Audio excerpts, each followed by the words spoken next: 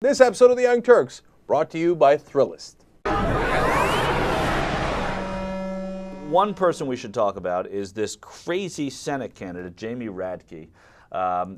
She's a Tea Party candidate, which apparently is now a party. She's not the Republican candidate in Virginia for Senate. She's a Tea Party candidate in Virginia for Senate. And she'll be running against former Governor Tim Kaine in Virginia for the seat of the retiring Jim Webb.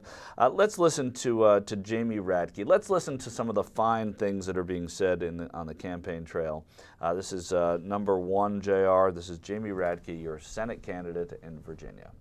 Now, there are times when the market will demand more than what minimum wage should be, and then people are being underpaid. And there are times when the market just cannot pay the minimum wage because you're in a great recession. But you could employ people if you could pay them a little less. So and those ideas of the government setting price controls rather than letting the free market set it, I think is a bad policy. So it might be better to scrap it in favor of just letting the market set whatever the minimum wage should be. Yeah, I mean, you haven't seen, there was a time when this effort to set minimum wage was set in, and people didn't feel that women were getting paid justly, and you had the concern of what was going on in the factories and employers taking advantage of employees, and we're not there anymore. That time has come and gone. So it might have outlived its usefulness. The time when employees might try and exploit workers is gone because we've had the minimum wage. So she's saying we can only just pay, once in a while we're going to have to pay them $1 an hour.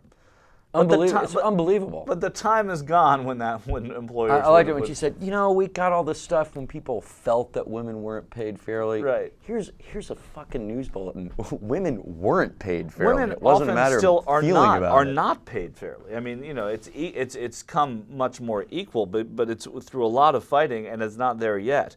And the whole idea that she is saying, well, we should just pay whatever the market will allow, is basically saying that the time is not gone.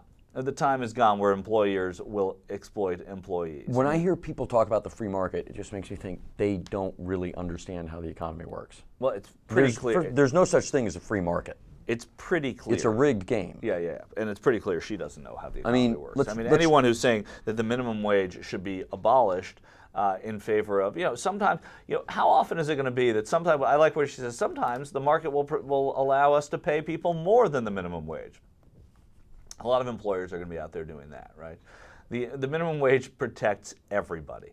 And it's for her to be out there on the campaign trail, again, God bless her. It's so great to have people out there that are saying these things because it makes it increasingly likely that somebody like Tim Kaine is going to win. Let that be the nominee. Keep sending us the Sharon Angles, and let us beat them. No, it makes me happy that they're out there and it increases the chance of a Democrat winning. But at the same time, I'm so sick of the fucking ignorance. And now we have a new sponsor, Thrillist.